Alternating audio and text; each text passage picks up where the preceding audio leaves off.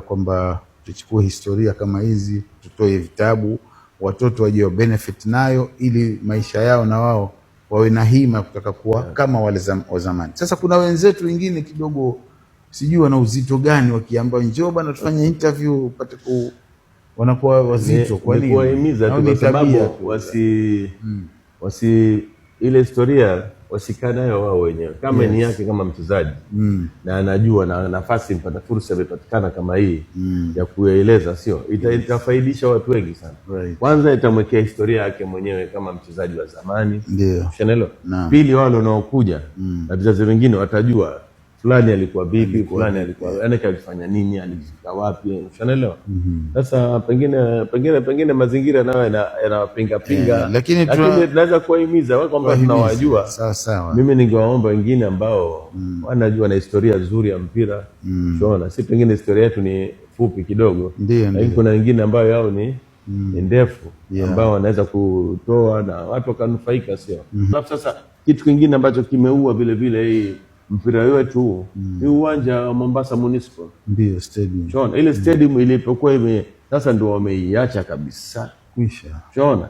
Na pale ndio sisi tulikuwa tunakwenda tunakutana mambo yote pale, timu zote, hata timu za kutoka kwa Tanzania kutoka wapi, uwanja ule vile vile ulivyo, watu walikuwa wanapenda kuja Mombasa, na sisi tulikuwa tunaweza kukutana pale, kwa kuna kisehemu huko pembeni ambapo sasa kumejengwa msikiti pale. Pale tunasema ni ya Faisal pale. Basi kuna marehemu Fara, unaona?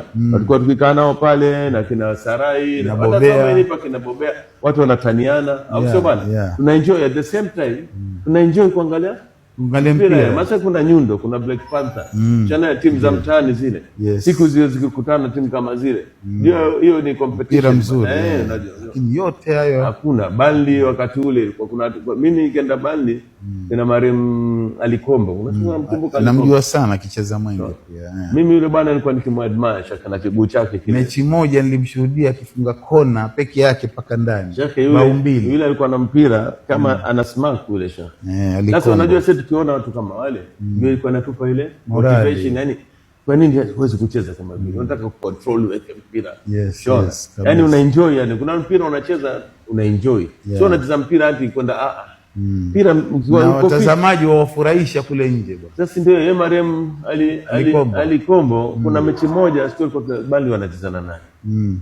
Alicontrol ile mpira, alipigiwa goli ile kwa upande huo. Mimi nimeenjoy kumuona. Maana alicontrol tap, alafu yeye aliupiga tu kule. Goalkeeper amesimama pale sensitive. Mimi nikacheka nikasema sema mtu anafungwa na amesimama. Na yeye mwenyewe hata ana haraka. Sasa wachezaji kama wale wengi ambao wako wengi, sio wachezaji wengi sana, unaelewa? Ambao tumeona kina marehemu Abbas Magongo, wakati mimi najua nikifanya trial nilikwenda Kago, at the same time nilikuwa nakwenda Kenatko. Sasa Kenatko nikakutana kina Esbon Omolo kule vile vile nao kwa trial. Na marehemu Abbas Magongo alikuwa tayari kuja kule. Unaona kina Ibrahim Ngoy alikuwa Burnley. Yani kina Swale Ngoy hawa ndio na yani so many people yani ambao tulikuwa nao tunawajua. Hili zote ni motivation. Kina Ibrahim Ngoy alikuwa mbele yetu, marehemu, na sisi ndio kwa tunawaiga. Unaona? Although sisi tulikuwa tushaanza kucheza, lakini wao walikuwa ahead of us. Abdalla Shebe ulikuwa naye? Abdalla Shebe nilikuwa naye. Kwa Faisal yeye. Abdalla Shebe yule bwana original anatoka Tanzania. Historia yake ndio babake Abdalla Shebe amemoa makhale yangu mamangu mdogo. Kwa hiyo tuna undugu kwa sababu kule babake Abdalla Shebe na ndugu yake wengine na huko na ndugu zake ambao sisi ni watoto wa mama yetu mdogo. Unaona? Sasa tulikuwa tunajuana toka alikuwa kule. Yeye alikuwa kuna timu moja inaitwa Kili Style ilikuwa wapi huko Kilimanjaro. Unaona? Alianza kamba ilikuwa vile vile za ile style zake. Ndio. Mpaka ndo baadaye akaja huko sasa. Akija akaingia Faisal ndo baadaye akaenda Gor Mahia.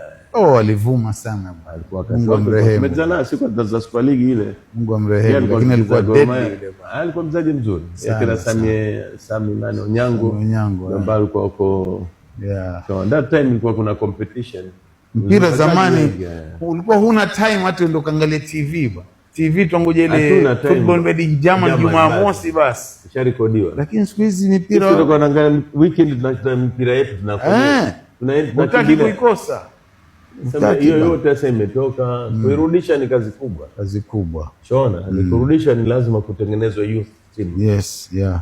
Unaona, watengeneze tena, kutengenezwa youth team kwa generation tena ianze tena upya. Wakati ule wakina Maalim Saada walikuwa kwenye youth team. That's why ikatoa ile production ambayo imetoka pale. Ndio. Unaona, wameproduce wazaji wazuri sana. Yeah. Unaona, after that umeona baada ile kufa ile youth team then hakuna wazaji wengine wametoka. Hakuna. Kwa sababu ilikuwa hakuna tena ile nasari hamna tena.